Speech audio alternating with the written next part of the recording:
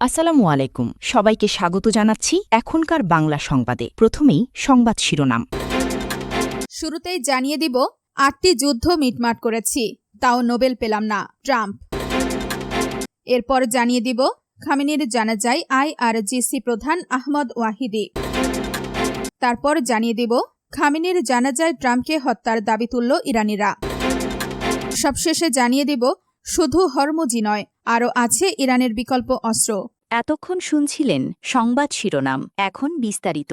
তার আগে আপনি যদি ইরানের পক্ষে থাকেন তাহলে ভিডিওটি লাইক করে চ্যানেলটি সাবস্ক্রাইব করে কমেন্টে লিখুন স্ট্যান্ড উইথ ইরান। মেদভেদেভের সতর্কবার্তা। ৮টি যুদ্ধ মিটমাট করেছি, তাও নোবেল পেলাম না, ট্রাম্প।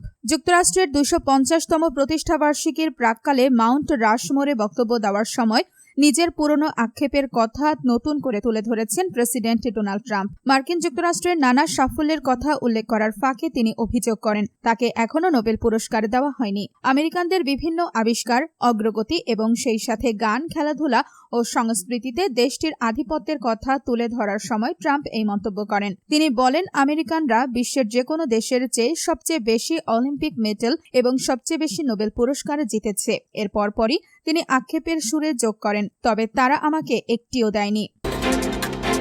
খামেনির জানাজায় আইআরজিসি প্রধান আহমদ ওয়াহিদি। ইরানের প্রয়াত সর্বোচ্চ নেতা আয়াতুল্লাহ আলী খামেনির জানাজায় অংশগ্রহণকারী শীর্ষস্থানীয় ইরানি ব্যক্তিবর্গের মধ্যে অন্যতম ছিলেন রেভলিউশনারি গার্ডের আইআরজিসির বর্তমান প্রধান brigadier general Ahmad Vahidi. Fars news agency এবং অন্যান্য ইরানি গণমাধ্যমের প্রকাশিত ভিডিওতে ওয়াহিদিকে জানাজার প্রথম সারিতে শোকাহত মানুষের মাঝে অবস্থান করতে দেখা যায়, যা সবার দৃষ্টি আকর্ষণ করেছে। এ সময় উপস্থিত অনেক ইরানিকে তার সঙ্গে ছবি তোলার জন্য প্রবল আগ্রহ প্রকাশ করতে দেখা যায়। খামেনির জানাজায় ট্রাম্পকে হত্যার দাবি তুলল ইরানিরা। ইরানের রাজধানীতে আয়োজিত জানাজায় উপস্থিত কয়েক লাখ শোকাহত মানুষের ভিড় থেকে মার্কিন প্রেসিডেন্ট ডোনাল্ড ট্রাম্পকে হত্যার দাবি উঠেছে। রোববার ৫ জুলাই খামেনির জানাজায় অংশ নেওয়া ৪২ বছর বয়সী নার্স জিবা নাদিরি বলেন, নতুন সর্বোচ্চ নেতা মোজতবা খামেনি যে নির্দেশ দেবেন ইরানিদের তাই অনুসরণ করা উচিত। তিনি বলেন, আমি প্রতিশোধের ডাক শুনেছি, কিন্তু আমাদের কি করতে হবে তা আমাদের নেতারই বলা উচিত এবং আমাদের অবশ্যই তার কথা শুনতে হবে। শুধু হরমুজি নয়, আরও আছে ইরানের বিকল্প অস্ত্র। মেদভেদেভের সতর্কবার্তা।